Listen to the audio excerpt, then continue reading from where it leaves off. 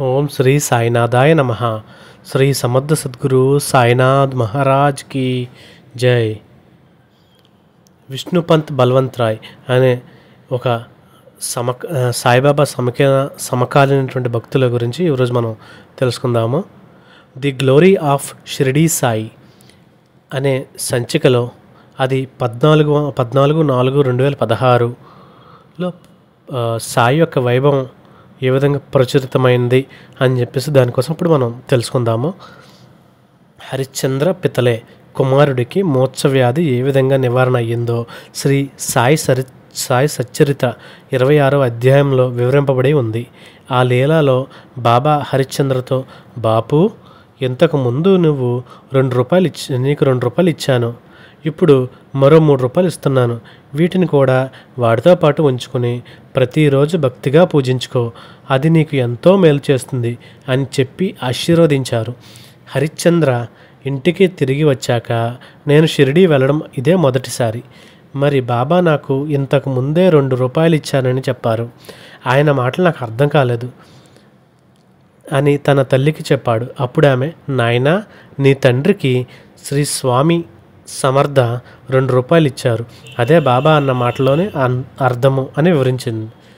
అతడు తన షిరిడీ యాత్రకు సంబంధించినటువంటి విశేషాలను చెబుతూ ఉంటే కుటుంబ సభ్యులందరూ చాలా ఆసక్తిగా విన్నారు. వారిలో అతని సోదరుడైనటువంటి విష్ణుపంత్ బల్వంత్ కూడా ఉన్నారు. హరిశ్చంద్ర చెప్పిన విషయాలు వింటూనే అతనికి షిరిడీ వెళ్ళి బాబాను దర్శించుకోవాలన్నటువంటి తీవ్రమైన కోరిక కలిగింది. విష్ణుపంత్ విల్లేపార్లేలో అనువాదికునిగా పనిచేసేవారు. అతను ఎప్పుడూ ఆ పని ఒత్తిడిలోనే ఉండేవారు. అందువల్ల అతనికి చాలా కాలం పాటు షిరిడీ వెళ్ళడం సాధ్యం పడలేదు. చివరికి 1917వ సంవత్సరంలో అతనికి మొదటిసారి షిరిడీ వెళ్ళే అదృష్టం వచ్చింది. ఎక్కడా ఎటువంటి లోటుపాట్లు లేకుండా అన్ని ఏర్పాట్లు చేసుకున్నాడు. బాబాకు సమర్పించడానికి మామిడి పండ్లు తీసుకుని వెళ్ళాలి అనుకున్నాడు. పూర్తిగా పక్వానికి వచ్చినటువంటి పండ్లయితే షిరిడీ చేరుకునేసరికి కుళ్ళిపోతాయని, పక్వానికి రాని పండ్లయితే షిరిడీ చేరుకునేసరికి బాగా మగ్గుతాయని అతని ఆలోచన. వాటి కోసం వెతుకుతూ పండ్లు అమ్మే బజార్ అంతా తిరిగాడు. చివరికి ఒక పండ్ల వ్యాపారి ఆ మామిడి పండ్లు అమ్ముతున్నట్టు చూసి గమనించి ఆ వ్యాపారి దగ్గరికి వెళ్ళి ఆ మామిడి పండ్లు గమనించాడు. అవి ఇంకా పక్వానికి రాలేదు, చూడడానికి చాలా బాగున్నాయి. వెంటనే ఒక బుట్టెడు మామిడి పళ్ళు తీసుకుని షిరిడీకి ప్రయాణమయ్యాడు. ముందుగా కోపర్గాం చేరుకుని అక్కడ నుండి షిరిడీకి బయలుదేరాడు. అదే సమయానికి షిరిడీలోని ద్వారకామాయిలో బాబా తమ చుట్టూ ఉన్న భక్తులతో మాట్లాడుతూ ఉండేవారు. అందులో అకస్మాత్తుగా ద్వారకామాయి అంతా మామిడి పండ్ల సువాసనతో నిండిపోయింది. భక్తులంతా ఒకరి మొహాలు ఒకరు చూసుకుంటూ మామిడి పండ్లు ఎక్కడ ఉన్నాయా అని వెతుకుతారు. అయితే బాబా దాని గురించి ఏమీ మాట్లాడకపోవడంతో భక్తులు కూడా మౌనంగా ఉండిపోయారు. ఇంతలో విష్ణుపంత్ షిరిడీ చేరుకున్నారు. తన సామాన్లను, మామిడి పండ్ల బుట్టను ఒక గదిలో ఉంచి ధూళి దర్శనానికి బయలుదేరాడు. బాబా అతను చూచి నవ్వుతూ దగ్గరికి రమ్మని, నా కోసం ఏం తెచ్చావు, మామిడి పండ్లేవి అని అడిగారు. విష్ణుపంత్ కాస్తంత సిగ్గుపడి, బాబా, మామిడి పండ్లు ఇంకా పక్వానికి రాలేదు, వాటిని గదిలోనే ఉంచాను అన్నాడు. వెళ్ళి వాటిని తీసుకురా, నీకు వాటి వాసన రావడం లేదా అన్నారు. వెంటనే విష్ణుపంత్ గదిలోకి వెళ్ళి మామిడి పండ్ల బుట్టను తీసుకుని వచ్చి బాబా ముందు పెట్టారు. బుట్ట తెరిచి చూసేసరికి మామిడి పండ్లని మంచి రంగుతో మిలమిలలాడుతూ చక్కగా మగ్గి తినడానికి తయారుగా ఉన్నాయి. విష్ణుపంత్ షిరిడీలో 3 రోజులు ఆనందంగా గడిపాడు. అతని వద్ద 15 రూపాయలు మాత్రమే మిగిలాయి. తిరుగు ప్రయాణానికి అవి సరిపోతాయని అనుకున్నాడు. తిరుగు ప్రయాణం అయ్యే రోజున బాబా ఫోటో ఒకటి తీసుకుని దానిని బాబా చేతికిచ్చి ఆయన స్పృశించిన తర్వాత తీసుకుందామని అతను అనుకున్నాడు. అతను బాబా ఫోటో తీసుకుని ద్వారకామాయికి వెళ్ళి బాబా పిలుపు కోసం ఎదురు చూస్తూ ఉన్నాడు. బాబా అతని దగ్గరకు రమ్మని సైగ చేసి, బాపు, నాకు 15 రూపాయలు దక్షిణ ఇవ్వు అని అడిగారు. వెంటనే అతడు తన జేబులో ఉన్నటువంటి 15 రూపాయలు తీసి దక్షిణగా బాబాకు సమర్పించారు. ఆ తరువాత బాబా అతని చేతిలో ఉన్న ఫోటోను గురించి అడిగారు. అతను ఆనందంలో ఆ ఫోటోను బాబా చేతికిచ్చాడు. బాబా ఆ ఫోటోని క్షణం పాటు తన హృదయంలో హత్తుకుని తరువాత ఆ ఫోటోని అతనికిస్తూ తిరుగు ప్రయాణానికి అనుమతిని ప్రసాదించారు.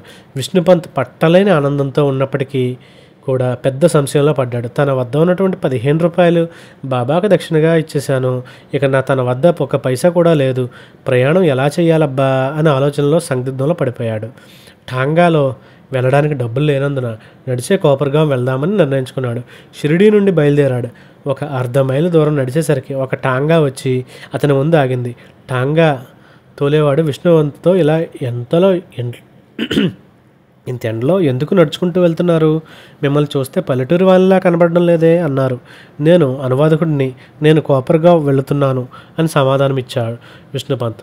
అప్పుడు ఆ టాంగావాడు నవ్వుతూ, రండి, నా బండిలో చోటుంది, నేను మిమ్మల్ని కోపర్గావ్ చేరుస్తాను అన్నాడు. విష్ణుపంత్ హాయిగా ఊపిరి పీల్చుకుని టాంగాలో కూర్చుని కోపర్గావ్ చేరుకున్నాడు. టాంగా దిగి సామానం అంతా దింపుకుని తిరిగి చూసేటప్పటికి టాంగా లేదు. టాంగా తోలేవాడు లేడు. టాంగాతో సహా తోలేవాడు లేకపోవడం అంతలోనే మాయమవడంతో అతను ఆశ్చర్యపోయాడు. తరువాత విష్ణుపంత్ రైల్వే స్టేషన్కి వెళ్ళి తను తెలిసిన వారు ఎవరైనా కనబడతారేమో చూశాడు. కానీ ఎవ్వరూ కనపడలేదు. తెలుసున్నవారు కనబడితే టిక్కెట్కి డబ్బులు అడుగుదామని అతని ఆశ అడియాస అయ్యింది. రైలు వచ్చేసింది. ఆఖరికి అతడు టిక్కెట్ లేకుండా రైలు ఎక్కి దానివల్ల వచ్చే కష్ట నష్టాలను భరించడానికి సిద్ధంగా ఉన్నాడు. తరువాత స్టేషన్లో అతడున్న బోగీలోని టిక్కెట్ కలెక్టర్ వచ్చాడు. టిక్కెట్ కలెక్టర్ అతని వైపు చూస్తూనే నమస్కారం పితలేసాబ్ అని పలకరించాడు. అయితే విష్ణుపంత్కి అతను ఎవరో గుర్తు రాలేదు. తనని గుర్తుపట్టి పలకరించాలంటే ఖచ్చితంగా టికెట్ చూపించమని అడుగుతాడు. దానితో నేను చాలా ఇబ్బంది పడాల్సి వచ్చింది అనుకున్నాడు విష్ణుపంత్. కానీ అటువంటిది ఏమీ జరగలేదు. ఎటువంటి సమస్య లేకుండా బొంబాయి చేరుకున్నాడు విష్ణుపంత్. మరుసటి రోజు ఒక పెద్ద కారు అతని ఇంటి ముందుకు వచ్చి ఆగింది. సూటు బూటు వేసుకుని దర్జాగా ఉన్న పెద్ద మనిషి కారు దిగి, మీరేనా అనువాదకులు విష్ణుపంత్ పితలే అని అడిగారు. విష్ణుపంత్, ఇప్పుడు నేను చాలా కష్టంగా పడి ఉన్నాను. ఈయనేమో మీరెలా అనువాదకులు, మీరేనా అనువాదకులు అని నేరుగా వచ్చి నన్ను అడుగుతున్నాడు. కారణం ఏమై ఉంటుంది అని చాలా గాబరపడ్డాను. అంతలో ఆ పెద్ద మనిషి, నేను జేఆర్డి టాటాని సహార్ దగ్గర స్థలం కొందామనుకుంటున్నాను. నా దగ్గర ఎంతోమంది ఉద్యోగులు పనిచేస్తున్నారు. కానీ వారెవరికి మరాఠీ నుండి ఆంగ్లం నుంచి మరాఠీలోనికి తర్జుమా చేయడానికి రాదు. మీరు 2 భాషలు వచ్చని నాకు తెలిసింది. అనువాదం కూడా బాగా చక్కగా చేయగలరని విని ఉన్నాను అని అన్నారు. అంతా విని ఆశ్చర్యంతో విష్ణుపంత్ అవునన్నట్లుగా తలూపారు. అప్పుడు ఆయన అనువాదకునిగా, మీరు నెలకు 35 రూపాయలు మాత్రమే సంపాదించగలరు. మీరు నా దగ్గర పనిచేయడానికి అంగీకరిస్తే మీరు నెలకు 150 రూపాయలకు జీతం ఇస్తాను అన్నాడు. వెంటనే విష్ణుపంత్, నేను మీకు అనువాదం చేసి పెడతాను, కానీ నాకు 2 రోజులు సమయం ఇవ్వండి, నా నిర్ణయం చెబుతాను అన్నాడు. సరే అని చెప్పి టాటా గారు వెళ్ళిపోయారు. విష్ణుపంత్ ఇప్పుడు పెద్ద సందిగ్ధంలో పడ్డాడు. నేను పెన్షన్ ఇంకా ఇతర సౌకర్యాలతో లభించినటువంటి ప్రభుత్వ ఉద్యోగం వదిలేశాక ఆ పెద్ద మనిషి తన మాట నిలబెట్టుకోకపోతే నా పరిస్థితి ఏమిటి? తన పని పూర్తయిన తర్వాత ఉద్యోగం నుండి నన్ను తొలగిస్తే నేనేమైపోవాలి? ఈ విధమైనటువంటి ఆలోచనలతో ఆయనకి ఆ రాత్రి అసలు నిద్రపట్టలేదు.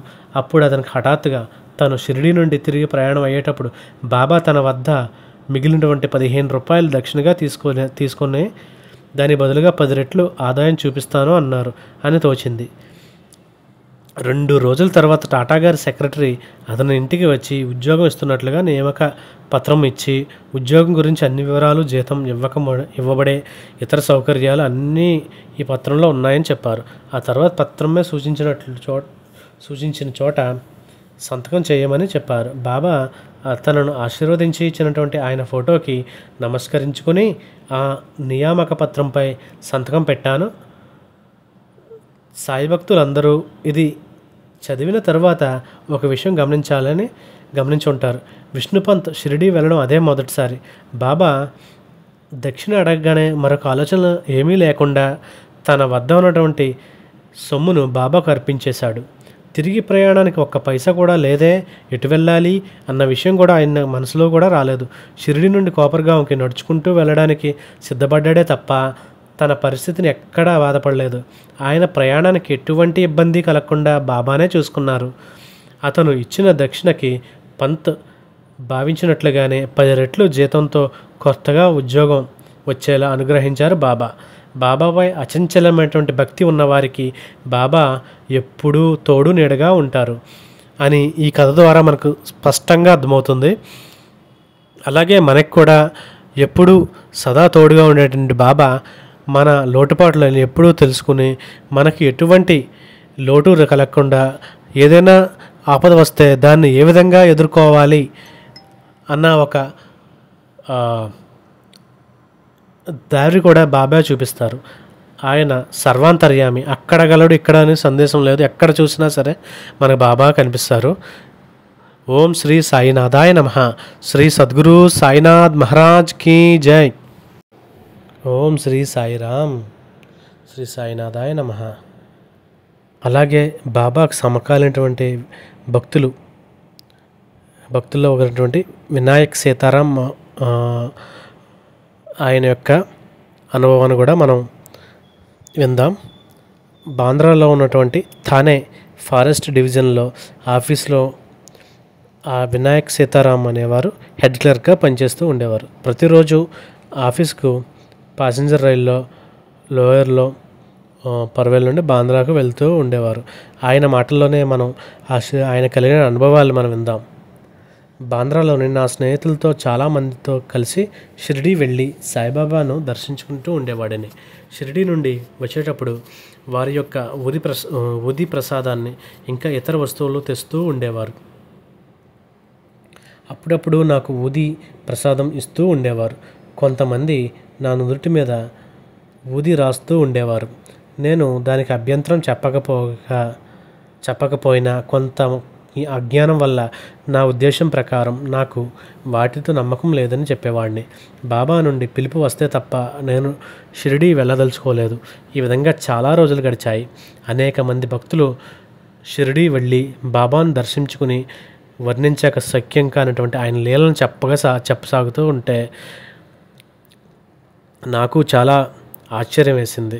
తత్ఫలితంగా ముంబై, బాంద్రా, వాహి, విరార్, ఆగాహి, దహాను, ఉంబర్గావ్ నుండి కూడా ప్రజలు షిరిడీ వెళ్ళి బాబాను దర్శించుకోవడం ప్రారంభించారు.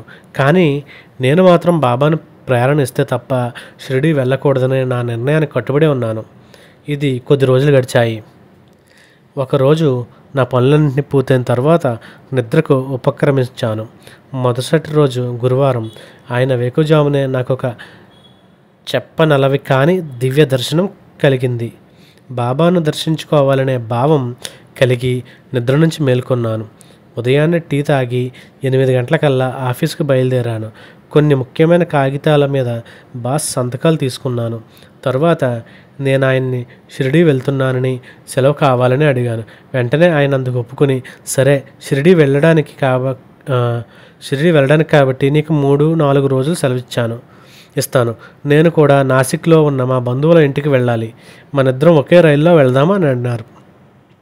నేను 11 గంటలకల్లా ఇంటికి వచ్చి నా భార్యతో ఈరోజు బాబా నుంచి షిరిడీకి రమ్మని పిలుపు వచ్చింది. ఈరోజు మధ్యాహ్నం రైలుకు బయలుదేరుతున్నాను అని చెప్పారు. ఆమె వెంటనే ఒప్పుకుంది. కానీ కాస్త భయపడింది. కారణం షిరిడీ చాలా దూరం, పైగా అది కొత్త ప్రదేశం, తెలిసిన వాళ్ళు ఎవరూ ఉండరు. అందుచేత ఎవరినైనా తోడు తీసుకుని వెళితే మంచిదని, పైగా చలికాలం అని చెప్పింది. తను చెప్పిన కారణాలన్నీ సరైనవే. అయినప్పటికీ షిరిడీ వెళ్ళాలనే నా కోరిక ముందు ఈ విషయాలేమీ నేను పెద్దగా పట్టించుకోలేదు. గురువారం ఉపవాసం ఉండి అన్ని కార్యక్రమాలు పూర్తి చేసుకుని స్టేషన్కి బయలుదేరాను. ఉదయానికల్లా కోపర్గావ్ చేరుకున్నాను. రైలు దిగ్గానే షిరిడీ వెళ్ళడానికి టాంగా కోసం ఎదురు చూస్తూ ఉండగా నా చిన్ననాటి మిత్రుడు డాక్టర్ ఆర్ చౌబాల్ కనిపించారు. ఆయన కూడా అదే రైల్లో వచ్చారు. నాలాగే ఆయన కూడా బాబాను దర్శించుకుందామని షిరిడీ వస్తున్నారు. మా ఇద్దరి కోరికలు ఒక్కటే అవడంతో మా ఇద్దరికీ ఎంతో సంతోషం కలిగింది. మేమెక్కిన టాంగా గోదావరి ఒడ్డుకు చేరుకోగానే నా బాల్యమిత్రుడు శ్రీ గజానన్ కనేకర్కి మా రాక తెలిసి మమ్మల్ని అతిథులుగా తీసుకుని రమ్మని తన సేవకుడిని పంపించాడు. టాంగా ఇంటికి చేరుకోగానే ఎంతో సంతోషించి మా సామాన్ అంతా దింపించి తన ఇంటిలో ఉండమని మాకు ఆతిథ్యం ఇచ్చాడు. కాస్త పలహారాలు కానిచ్చి టీ త్రాగి ఇక ఎక్కువసేపు ఉండలేమని హారతి సమయానికి బాబా దర్శనం చేసుకోవాలని చెప్పి బయలుదేరాము. మేమిద్దరము కాకాసాహెబ్ దీక్షిత్ వాడాతో బస చేసి కాకాసాహెబ్ దీక్షిత్ గారిని కలుసుకున్నాము. మాకు అన్ని ఏర్పాట్లు చేశారు ఆయన. ఆ తరువాత మేము హారతికి వెళ్ళాము. బాబా దర్శనం అవగానే నాకెంతో బ్రహ్మానందం కలిగింది. వర్ణించనలవి కానిటువంటి భావోద్వేగాలతో ఆనందమైంది. అటువంటి ఆనందం అంతకు ముందెప్పుడూ కలగలేదు. బాబా పాదాలను స్పృశించడానికి ఆయన ముందు సాష్టాంగ నమస్కారం చేశాను. నువ్వు షిరిడీ రావడానికి నా ప్రేరణ కావాల్సి వచ్చింది అవునా అని బాబా అనగానే నాకెంతో ఆశ్చర్యం కలిగింది. నా మనసులో అదే ఆలోచన తిరుగుతూ ఉంది. ఆయన సర్వాంతర్యామి. ఆయన సర్వశక్తి మత్వాన్ని తెలుసుకొని మరొకసారి బాబాకు భక్తితో సాష్టాంగ నమస్కారం చేశాను. బాబా తన కన్నులతోనే నన్ను దీవించి దగ్గరకు తీసుకొని లాలనగా బుజ్జగించి నన్ను పైకి లెమ్మన్నారు. డాక్టర్ చౌబాల్ కూడా అప్పుడే బాబా దర్శనం చేసుకున్నారు. తరువాత మేమిద్దరం పూణే వెళ్ళబోయే ముందు బాబా వద్ద సెలవు తీసుకుందామని ఆయన దగ్గరికి వెళ్ళాము. బాబా, నా భక్తుడొకడు బాంద్రాలో నీ దగ్గర వైద్యం చేయించుకుంటున్నాడు. అతని జ్వరం తగ్గి ఇప్పుడు ఆరోగ్యంగా ఉన్నాడా అని డాక్టర్ని అడిగాడు. బాబాకు చౌబాల్ గురించి తెలియదు. ఆయన డాక్టర్ అని కానీ ఆయన బాంద్రాలో ప్రాక్టీస్ చేస్తున్నారని కానీ ఎవరూ పరిచయం చేయలేదు. అయినా కానీ బాబా తన భక్తుడికి ఎలా ఉందని ఆయన అడిగారు. డాక్టర్ చౌబాల్ చాలా ఆశ్చర్యపోయారు. ఈ సంఘటనలో బాబా భగవంతుని అవతారమేనని మాకు నమ్మకం ఇంకా బలపడింది. బాబాతో మాకదే మొదటి పరిచయం. ఇది కేవలం బాబా తన భక్తుల క్షేమం కోసం ఎంతగా కనిపెట్టుకుని ఉంటారన్నది దానికి రుజువు. బాబా ఎదుటివారి మనసుల్లో భావాలను చదవగలరు. వారి మనసులో ఉన్నది తాను గ్రహించగలరనే సూచనలు కూడా చేసేవారు. నా షిరిడీ యాత్రకు నా భార్య వెలిబుచ్చిన సందేహాలు సహేతుకమే అయినప్పటికీ బాబా దర్శనానికి నా యాత్రలో ఎటువంటి చిక్కులు ఏర్పడలేదు. నా యొక్క రెండవ అనుభవం గురించి చెప్తాను, వినండి. నేను షిరిడీ చాలాసార్లు వెళ్ళడం వల్ల కుటుంబం అంతా ఒక్కసారైనా షిరిడీ వెళ్దామని నా భార్య అనడం మొదలుపెట్టింది. ఒక్కసారి నా కుటుంబంతో సహా షిరిడీ వెళ్ళి మేమందరం బాబా దర్శనానికి వెళ్ళాము. భక్తులందరూ బాబా సమక్షంలో కూర్చుని ఉన్నారు. నా భార్య కూడా అక్కడ ఉన్న ఆడవారి మధ్యలో కూర్చుంది. కుటుంబ జీవితంలో జరిగే విషయాలన్నింటినీ బాబా వివరించి చెబుతున్నప్పుడు బాబా వివరించేదంతా తన జీవితం గుర్తించేనన్న విషయం నా భార్యకు అర్థమై చెప్పలేని ఆనందాన్ని అనుభవించింది. ప్రతి వారు ఎలా నడుచుకోవాలి బాబా అందరికీ వివరించారు. తరువాత నా భార్యకి బాబాకు ఎంత భక్తురాలుగా మారిందంటే బాబాని అడగకుండా ఆయన ఎలా చెబితే అలా చెయ్యండి, బాబాని అడగండి అని నన్ను కూడా ప్రోత్సహించడం ప్రారంభించింది.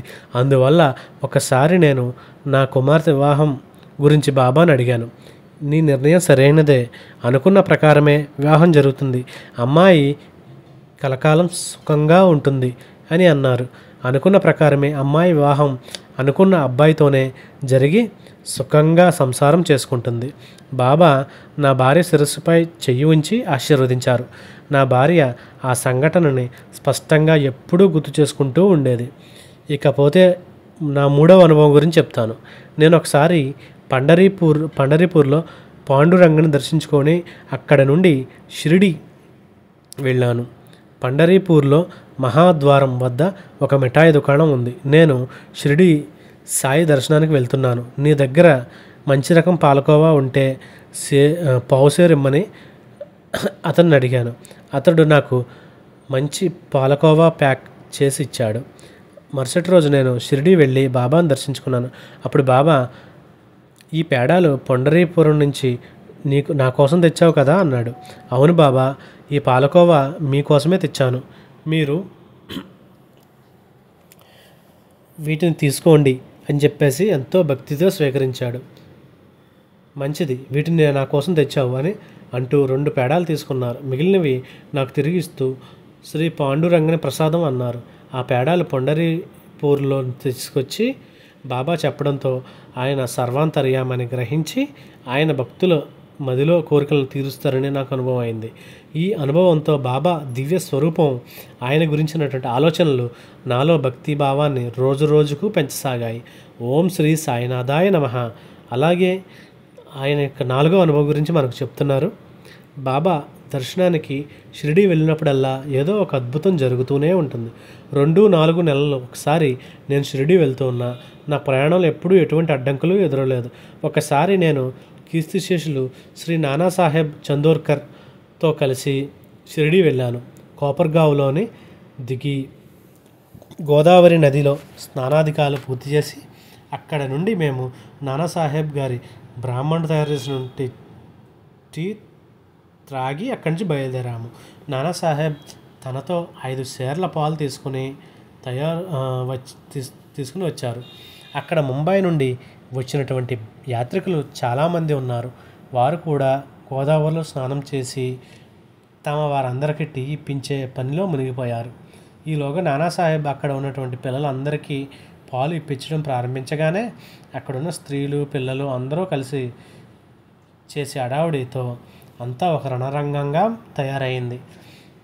నేను, నానాసాహెబ్ గారు టాంగాలో కూర్చుని ఆయన కూడా వచ్చి కూర్చోగానే బయలుదేరడానికి వేచి చూస్తున్నాము. నేను అక్కడ ఉన్నటువంటి వారితో, ఆయనకు ఇబ్బంది కలిగించకండి, ఆయన సామాన్యమైనటువంటి వ్యక్తి కాదు, ఆయన జిల్లా డిప్యూటీ కలెక్టర్ ఆయన షిరిడి సాయి బాబాకు పక్కా భక్తుడు అన్నాను.